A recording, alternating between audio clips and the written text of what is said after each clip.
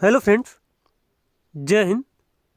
जैसे कि हम लोग आने वाले सीटेट एग्ज़ाम के लिए पेपर 2 के लिए साइंस की जो एनसीईआरटी सीरीज हमने स्टार्ट किया था, तो उसमें से हम लोग क्लास 6 की जो एनसीईआरटी बुक है, सबसे पहले उसको कंप्लीट कर रहे थे। तो उसमें से आज हमारा चैप्टर रहेगा प्रकाश, छायाएँ एवं परावर्तन।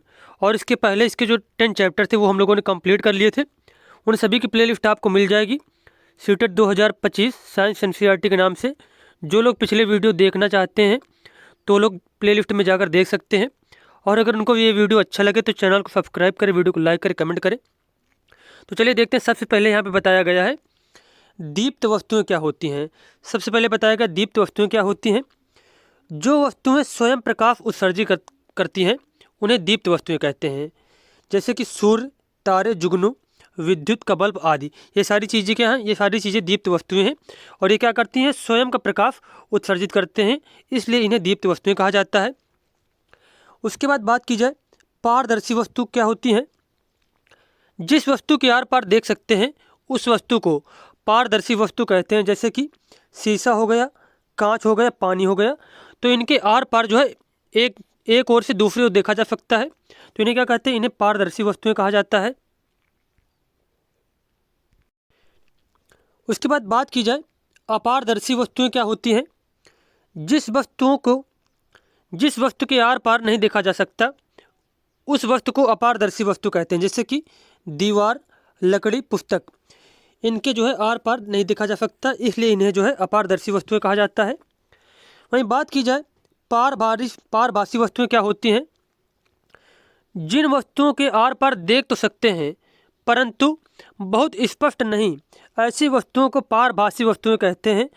जैसे कि एग्जाम्पल हो गया धुआं, कोहरा और तेल लगा कागज़। तो ये क्या है? ये पारभासी वस्तुएं हैं। मतलब इनसे जो है धुंधले टाइप में थोड़ा, जो जैसे कि आंखों के सामने लगा लिया जाए कागज़, तो अगर कोई व्यक्ति दूसरी साइड खड़ा या फिर कोई वस्तु है तो थोड़ा बहुत मात्रा में दिखाई देगा।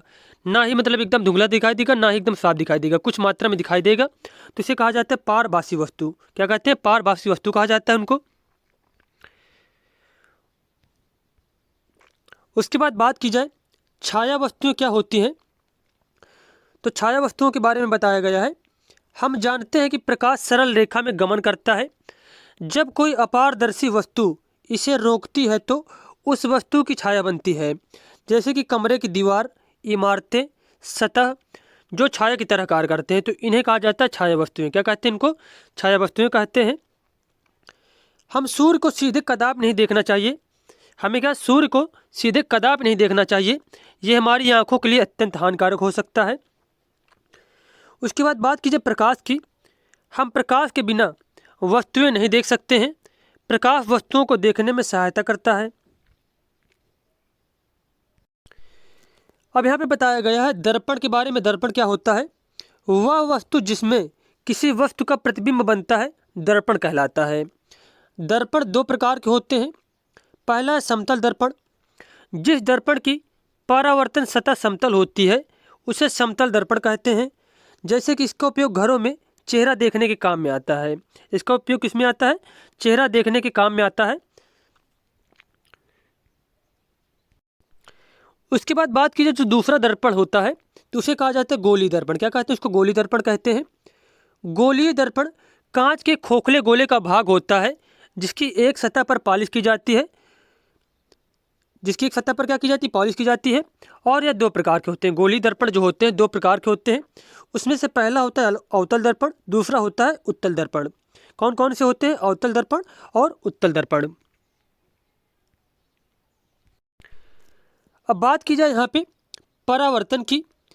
किसी समतल सतह से टकराकर प्रकाश के वापस उसी माध्यम में लौट जाने को परावर्तन कहते हैं।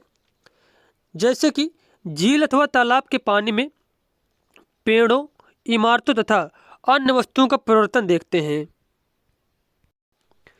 अब इसको इस प्रकार हम लोग समझते हैं जैसे कि परावर्तन क्या होता है कि जैसे कि कोई जैसे किरण यहाँ पे आ रही है, ठीक है। अब यहाँ पे कोई दीवार है, ये किरण यहाँ से आ रही है और यहाँ पे टकराकर जो है इस पार नहीं जा पा रही किरण, सीधा यहाँ पे इस प्रकार फिर वापस चली जा रही है। तो इसे क्या कहते हैं? इसे परावर्तन कहते हैं।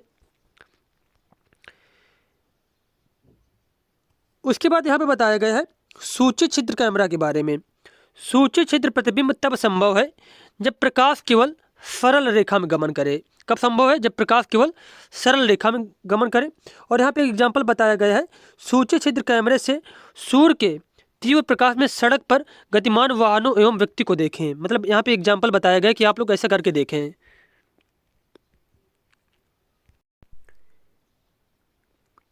उसके बाद अगला चैप्टर यहाँ पे दिया गया है विद्युत तथा परिपथ। विद्युत तथा परिपथ।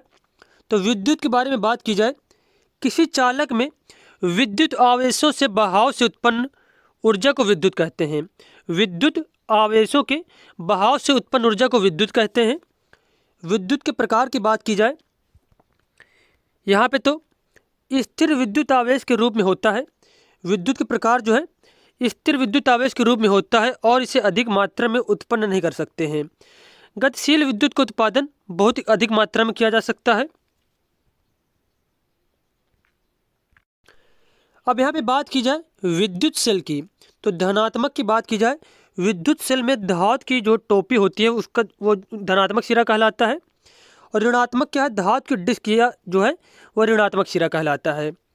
विद्युत सेल में संचित रासायनिक पदार्थों से सेल विद्युत उत्पन्न करता है। रासायनिक पदार्थों से जो है सेल क्या करता है? विद्युत उत्पन्न करता है। फिर से एक बार देखते हैं इसको कि विद्युत सेल में संचित जो रासायनिक पदार्थ होते हैं उसी से सेल क्या करता है? विद्युत उत्पन्न करता है। तंतु क्या होते हैं? प्रकाश उत्सर्जित करने वाले पतले तार को बल्ब का तंतु कहते हैं। विद्युत परिपथ की बात की जाए, वह पथ जिसमें इलेक्ट्रॉन एक बिंदु से दूसरे बिंदु तक प्रवाहित हो सके विद्युत परिपथ कहलाता है। विद्युत परिपथ 4 प्रकार के होते हैं। पहला है खुला परिपथ, दूसरा है बंद परिपथ, उसके बाद तीसरा है लघु परिपथ और चौथा लीकेज परिपथ। तो कितने प्रकार के होते हैं विद्युत परिपथ? 4 प्रकार के। फिर से देखते हैं एक बार, पहला खुला परिपथ, फिर बंद परिपथ, लघु परिपथ और लीकेज परिपथ। तो ये 4 प्रकार के विद्युत परिपथ होते हैं। विद्युत परिपथ विद्युत धारा की विद्युत सेल से प्लस टर्मिनल से माइनस टर्मिनल की ओर होती है। विद्युत धारा की जो विद्युत प्रवाहिता होती है वह प्लस टर्मिनल से माइनस टर्मिनल की ओर होती है। जब बल्ब टर्मिनलों को तार के द्वारा विद्युत सेल के टर्मिनलों से जोड़ा जाता है तो बल्ब के तंतु से होकर विद्युत धारा प्रवाहित होती है और यह बल्ब को दीप्तिमान करती है। क्या करती है? यह बल्ब को दीप्तिमान करती है और बल्ब जो होता है वह प्रकाश देने लगता है। विद्युत स्विच की बात की जाए, विद्युत बल्ब को ऑन अथवा ऑफ करने में विद्युत सेल की नोक से स्पर्श कराते अथवा हटाते हैं। इसको विद्युत स्विच को जो सेल होता है विद्युत सेल से इसको स्पर्श और हटाते हैं। बात की जाए विद्युत चालक की, जिन पदार्थों से होकर धारा प्रवाहित हो सकती है उन्हें विद्युत चालक कहते हैं। जैसे कि चांदी, तांबा, एल्युमिनियम हो गए, तो ये क्या है? विद्युत चालक होते हैं एक प्रकार के। उसके बाद विद्युत अचालक क्या होते हैं?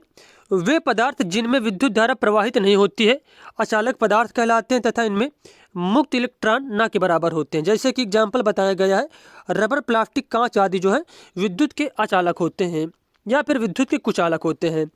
विद्युत रोधक पदार्थ किनको कहते हैं? जिन पदार्थों से होकर धारा प्रवाहित नहीं हो सकती है वे विद्युत रोधक कहलाते हैं। जैसे कि लकड़ी, रबर, कांच, कागज आदि, ये क्या है? ये विद्युत रोधक कहलाएंगे।